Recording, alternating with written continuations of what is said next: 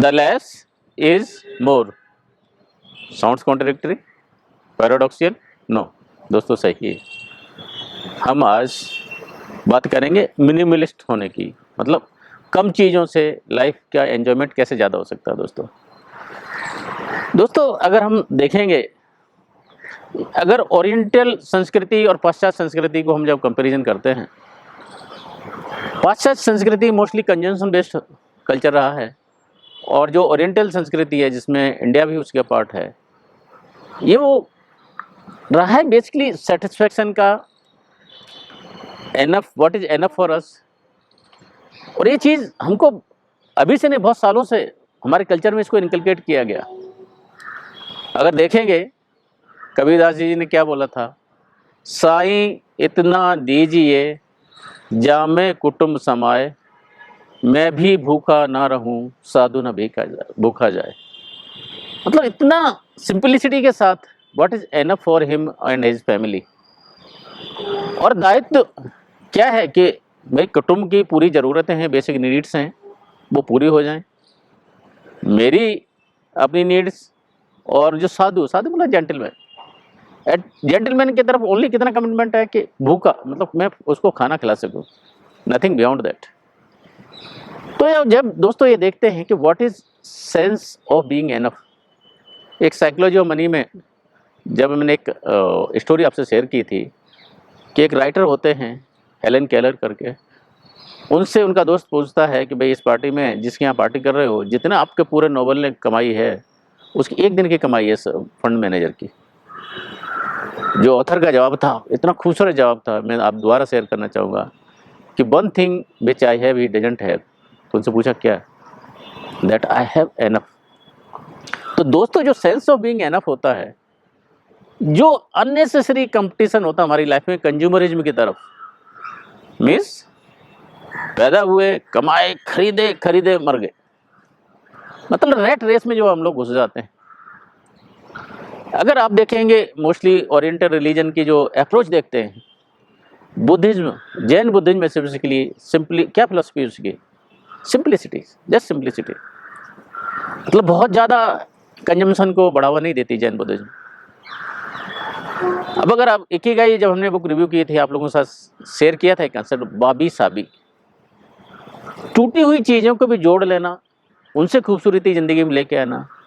वो कंजम्पशन की तरफ लेके नहीं जाती है कि क्या अप्रिशिएट करती है, appreciate whatever we have, enjoy life with whatever you have in hand. Warren Buffett का जब मैंने जिक्र किया था आपसे, इतना अमीर आदमी, अभी तक वो फ्लिप फोन यूज करता था जब तक एक आईफोन उनको गिफ्ट किया गया। Staged tailor made suit use करते हैं, ब्रांडेड नहीं करते हैं। बहुत ज़्यादा कंजम्पशन की जरूरत नहीं है, एक फंक्शनलिटी की जरूरत की बात होती है। लेकिन हम क्या करते हैं, डे इन और डे आउट, मतलब कंजम्पशन इतना करते हैं। और कैसे करते हैं, money which we don't have, मतलब क्रेडिट कार्ड यूज करते हैं, आइटम्स वी डोंट नीड, जो हमें जरूरत नहीं, मतलब हमको जरूरत नहीं है, किसी और को इम्प्रेस करने के लिए। और किसको इम्प्रेस करने के लिए दोस्तों, those who don't matter in our life. दोस्तों मैं हमेशा बोलता हूँ कि those who matter don't mind and those who mind don't matter. हमारी ज़िंदगी में जो इम्पोर्टेंट लोग हैं, अब जैसे भी हम जैसे भी हैं, हम अच्छे हैं उनके लिए, हम उनको इम्प्रेस करने के लिए जाते हैं, महंगी गाड़ी, महंगा बंगला, महंगा घर।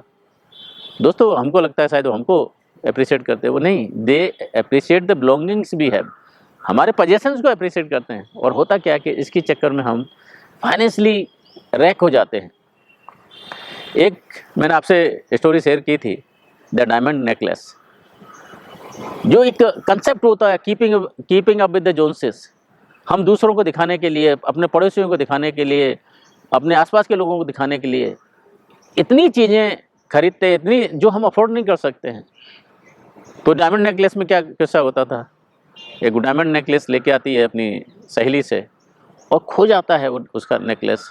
जिंदगी भर मजदूरी की कमाई करती है, पूरा ब्यूटी, पूरा सौंदर्य खो जाता है, और अंत में पता क्या चलता है, वो तो नकली था। तो ये कीपिंग अप विद जोन्सेस का जो कंसेप्ट है हमारी कंज्यूमर लाइफ में दोस्तों, आज के डेट में इतनी इसके चैलेंजेस हैं। पहले क्या होता था कि हमारा नेबरहुड एक फिक्स था, आसपास एक ही इकोनॉमिकल बैकग्राउंड के लोग आसपास रहते थे। सोशल मीडिया आने से ये फ्रेम ऑफ रेफरेंस एकदम वर्टिकली चेंज हो गया। पहले क्या था, मेरे आसपास के लोग होंगे जैसा उनके पास, मेरे पास। अभी करीना कपूर का घर कैसा लगता है, दूसरे एक्ट्रेस का घर कैसा लगता है, रणवीर सिंह का घर कैसा लगेगा, आलिया कपूर का घर कैसा लगेगा। तो दोस्तों जब फ्रेम और रेफरेंस चेंज हो जाते हैं, उनकी लाइफ अलग है। हम लेकिन क्या करते हैं, अपने फ्रेम ऑफ रेफरेंस को वर्टिकली जब चेंज करने लगते हैं एंड इतनी रेट रेस में पड़ जाते हैं दोस्तों, जो जरूरत नहीं है। और जब कंज्यूमरिज्म में हम लोग बात करते हैं, जो डेफिनेशन है ना पुराना, उसका डेफिनेशन ही बदल देते हैं हम लोग। एक बार एक फोटोशूट में एक हमने अगर चीज़ पहन ली, वो पुरानी हो गई। दोस्तों कितना कितना केयर करेंगे, किसके लिए करेंगे? और जो इतनी जल्दी चीज़ें बदलती हैं, फैशन में बदलती हैं, अरे फैशन तो रोज ना बदलेगा दोस्तों। सो इसलिए बोला जाता है कि go for the class not for the fashion. Class will remain permanent. जो चीज़ें वैल्यूएबल हैं उनको खरीदें। सस्ती चीज़ें बोलते हैं ना, cheap might be best, no not always the case. बोला जाता है कि तेजी रोए एक बार, मंदा रोए बार बार। हम क्या है, फैशन के चक्कर में चीप चीज़ें ले लेते हैं और अपने क्लोजेट को भर देते हैं, और इतना भर देते हैं हमको पता ही नहीं कौन सी चीज़ हमारे पास है, क्या यूज़ करना क्या नहीं यूज़ करना है दोस्तों। और जो एंडलेस बाइंग का जो होता है, इंपल्सिव बाइंग होता है, बायर्स रिमोर्स होता है, खरीद तो लेते हैं लेकिन बाद में पता चलता है ये तो मेरे काम की नहीं। और होता क्या है, धीरे धीरे हम लोग इससे डेट ट्रैप की तरफ बढ़ते जाते हैं। पैसा हमारे पास था नहीं, क्रेडिट कार्ड से ले लिया। 4-4 5-5 क्रेडिट कार्ड रखते हैं लोग, मंथ एंड तक आते हैं तो पैसा नहीं होता है। और किस पर खर्चा किया? एजुकेशन पर नहीं किया, कैपेक्स बिल्डिंग पर नहीं किया, ओनली कंज्यूमर्स पे किया। और कंज्यूमर पे जब हम लोग करते हैं तो क्या होता है, मैं हमेशा बोलता हूँ ना, revenue versus capital expenditure. Revenue expenditure क्या होता है, जो आज लिया खर्चा होकर बात खत्म है, और उसके मतलब मेंटेनेंस पे खर्चा होगा। कैपेक्स कौन सा होता है, जो आया उससे एक रेवेन्यू स्ट्रीम ऐड हुई। लेकिन जब हम लोग कंजम्पशन की दिशा में जाते हैं, खर्चे की दिशा में जाते हैं, तो कोई भी हमारा रेवेन्यू स्ट्रीम बिल्डअप नहीं होता है। तो एक लगातार हम लोग एक्सेसिव डेट ट्रैप के चक्कर में फंसते जाते हैं। और होता क्या, उससे मेंटल टेंशन होगा, हेल्थ खराब होगी, और मीन्स एक ऐसी विशेष साइकिल का हम लोग पार्ट हो जाते हैं। तो दोस्तों इसका रीजन क्या है? एक कहीं ना कहीं एक जो हम रिटेल थेरेपी की बात करते हैं, हमको बोर हो रहा है, डिप्रेशन हो रहा है, अनईजी हो रहा है, शॉपिंग कर लेते हैं। दोस्तों मर्ज है लेकिन दवा कुछ और ले रहे हैं। दवा तो ये होनी चाहिए कि हमारी कम्युनिटी बिल्डिंग होनी चाहिए, हमारे रिलेशनशिप स्ट्रॉन्ग होना चाहिए, हमारा नेचर के साथ कनेक्ट होना चाहिए, हमारा हेल्थ के साथ कनेक्ट होना चाहिए, अच्छे दोस्त होना चाहिए। वो चीज़ों का जो वॉइड आता है, जो सेंस ऑफ इनसफिशिएंस आता है, सेंस ऑफ इनएडुकेसी आता है, उसको हम लोग किससे भरना चाहते हैं? एक्सेसिव परचेजिंग से भरना चाहते हैं, लोगों को इम्प्रेस करके भरना चाहते हैं। दोस्तों किसको क्या पड़ेगी आपकी ज़िंदगी, हमारी ज़िंदगी किसको क्या लेना देना है? आप खरीदो मत खरीदो। तो इन चीज़ों को डील करने के लिए, डीक्लटर्ड लाइफ जीने के लिए क्या क्या किया जा सकता है दोस्तों?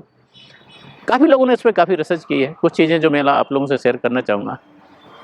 एक जिसको 6 मंथ रूल बोला जाता है, कि अगर कोई चीज़ मैंने लास्ट 6 मंथ में यूज नहीं की है, नेक्स्ट 6 मंथ में भी यूज नहीं करने वाला हूँ, इसका मतलब इसकी मेरे को ज़रूरत नहीं है।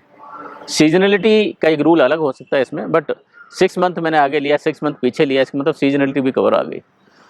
अगर ऐसी आइटम्स हमारे क्लोजेट में है, हमारे वार्डरोब में है, दोस्तों let it go, trust me, let it गो।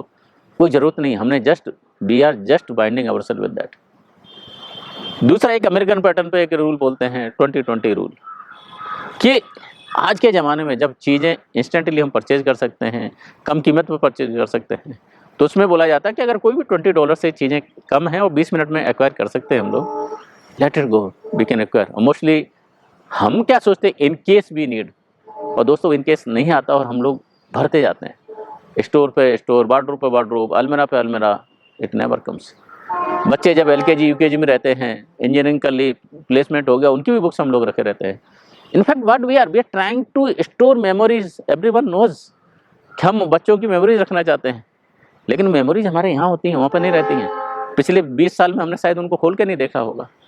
तो ये जो सब चीज़ें हैं, होता क्या है कि क्लिटर बढ़ जाता है, और जितना क्लिटर स्पेस रहता है उतनी हमारी थॉट प्रोसेस भी कन्फ्यूज होती है।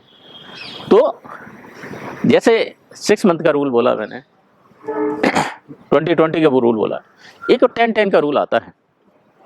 बोलते हैं कि जो भी हाईएस्ट परचेजेज हमने लास्ट 10 ईयर्स में किए हैं, जैसे एक लिस्ट बना लें और एक ऑनेस्ट लिस्ट ये बनाइए कि हमारी ज़िंदगी में जो भी परचेज किया है, अभी हाईएस्ट वैल्यू से नहीं आना, जो भी परचेज किया है, what is adding value to our life in chronology. और दोस्तों यहाँ पर ईमानदार रहने की बहुत ज़रूरत है।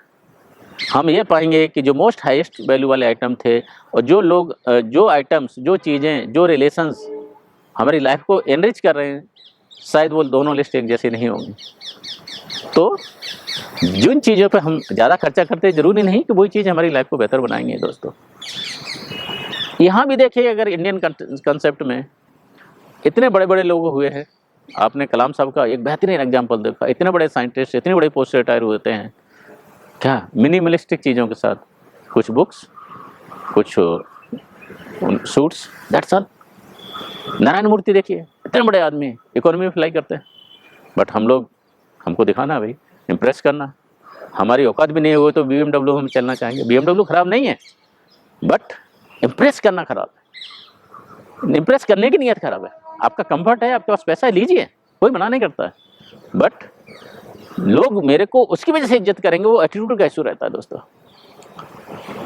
और आप अगर देखेंगे सभी रिलीजियस फिलोसफीज में एक्सेसिव कंजम्पशन को कहीं बढ़ाना नहीं गया है, चाहे जैनिज्म में देखिए, क्रिश्चियनिटी देखिए, इस्लाम देखिए, हिंदुइज्म देखिए, excessive consumption almost treated as a sin. क्योंकि जो लोग हम एक्सेसिव कंज्यूम करते हैं, जो हमारे साथी, जो हमारे लोग जिनको ज़रूरत होती है, उनको हम लोग वंचित कर रहे हैं। दूसरी चीज़ अगर देखेंगे कि आज के परिदृश्य में, आज के ज़माने में, आज के रेफरेंस में जितना हम कंज्यूम करते हैं उतने ही कार्बन फुटप्रिंट हम लोग छोड़ते हैं। क्योंकि जो भी, अगर मैंने एक जैकेट पहनी हुई है, इसको प्रोड्यूस करने में कितना कार्बन फुटप्रिंट आया हुआ है। अगर ऐसे मैं 100 जैकेट लेके घूमता हूँ तो इतने कार्बन फुटप्रिंट मैंने क्रिएट किए हैं। Am I living responsibly there. और दोस्तों, जो मनी हैबिट्स की जब हम बात करते हैं, तो जब एक्सेसिव बाइंग की जब इश्यूज होते हैं, कहीं ना कहीं हमारा रिश्ता जो पैसे की तरफ होता है बहुत पुअर हो जाता है। हम फाइनेंशियली रैक और स्थिति में जाते हैं, इमोशनली डिस्टर्ब वाली स्थिति में जाते हैं। तो ऐसा नहीं कि एकदम भिखारी बन के रहना। I am not suggesting that part, please don't take me other way around, but what is enough for me specially, I can not impose my thinking on my friends, on my spouse, on my kids. They have their own way of living their life. ऐसा नहीं कि घर पे जाके शुरू कर दिया। एक स्टोरी में पढ़ रहा था, एक बंदा क्या करता है कि पूरी उसकी एक्विजिशंस होती हैं, पूरा पैक कर देता है। I have nothing now, starting मतलब जीरो बजटिंग जैसे बोलते हैं, वहाँ से शुरू करता है।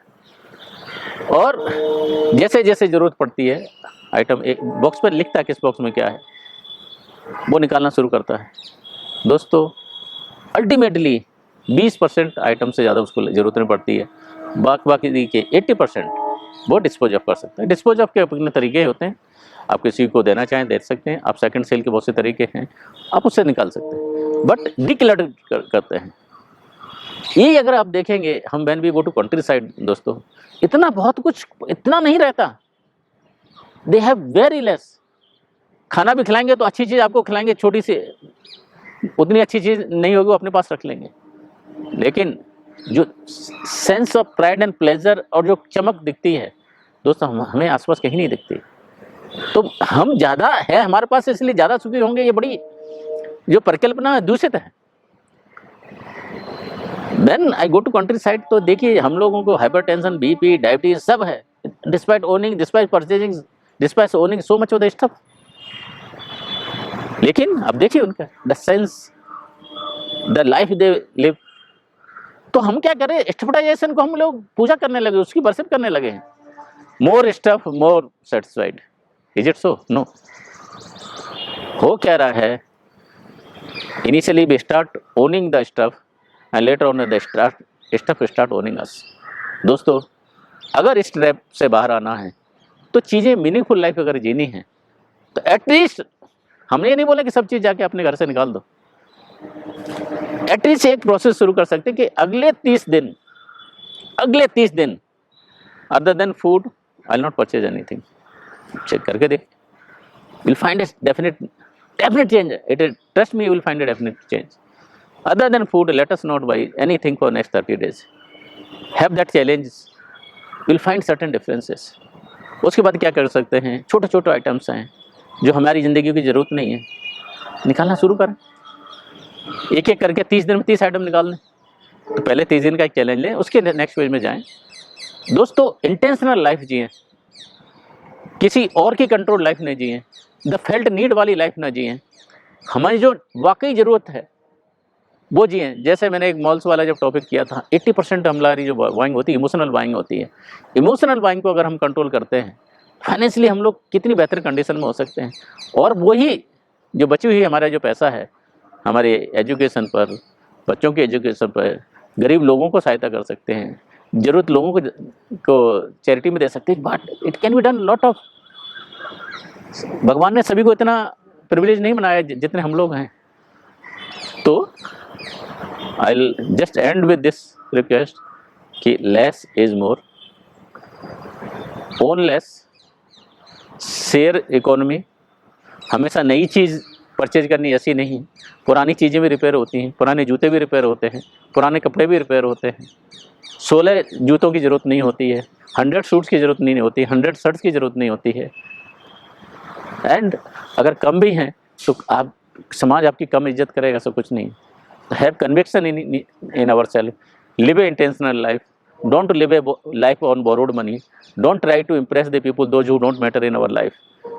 And I'll end with this sentence: if we don't conquer ourselves, it will be conquered by someone else. With this thought process, इस उम्मीद के साथ में, इस आशा के साथ में कि जो भी थॉट है, something will change in your life for positive thing.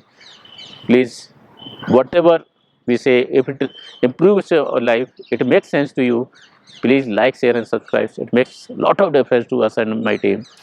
Jai Hind and stay blessed. Thank you.